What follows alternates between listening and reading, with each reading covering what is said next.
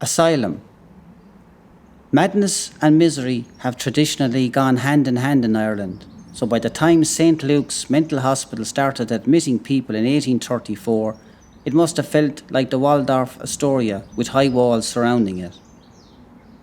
Like all great enterprises, it started out small with just 60 beds open for occupancy and equally divided between male and female. Mr. John Hitchcock was the asylum's first manager, and such was his astonishing impact that he was dismissed in 1841 because of the confused and irregular state of his books and frequent acts of intoxication. Drunk on duty wasn't even tolerated back then, it seems. Meanwhile, demand for accommodation continued to grow exponentially. The old House of Industry was purchased by the asylum's Board of Guardians and began admitting patients in 1862. It was with spectacular originality called the Clonmel Additional Lunatic Asylum, just in case anyone mistakenly thought they were in Thurles or visiting a duck pond. For several years thereafter, Clonmel had two asylums.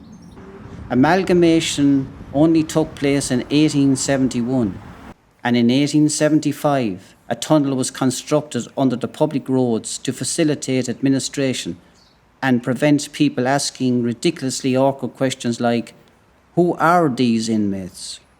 Where did they come from? Why can't we see them? And what were they doing going up and down a tunnel every day? What went on inside the high walls, like their identity, was erased from public discourse. By the 1950s, St. Luke's Mental Hospital had reached record numbers of 903 residents, of which 508 were male and 395 female. By the late 1960s, the high walls were reduced in height and the gate lodges removed by an enlightened psychiatrist, Dr. Egan. Contrary to local belief, none of the town's residents were murdered in their beds or even partially dismembered, and so the walls of prejudice also came slowly down too. After 178 years of service, St. Luke's finally threw in the towel in 2012 and retired to the history books, leaving day hospitals, day centres and community-based services to continue the good work. In the rush to progress and enter enlightenment, the mortuary, situated in the tunnel between the House of Industry and St. Luke's, was finally knocked into rubble and the tunnel filled in. Our playground is now a very elegant strip of neatly cut grass, edged by a footpath anyone would be happy to walk on in their bare feet and sunflowers in their hair. So much history is now buried there and soon to be forgotten, just like the inmates once were. Maybe we should spare a thought for those who lost their youth and identities behind impenetrable walls. It was a time when the state went to great lengths to conceal the unedifying practices from the public, who were in turn not encouraged to ask questions.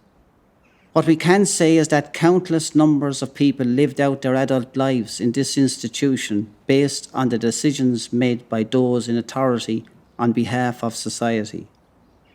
Today, the biggest change is that everything now is done in the best interest of the patient and not the best interest of the state.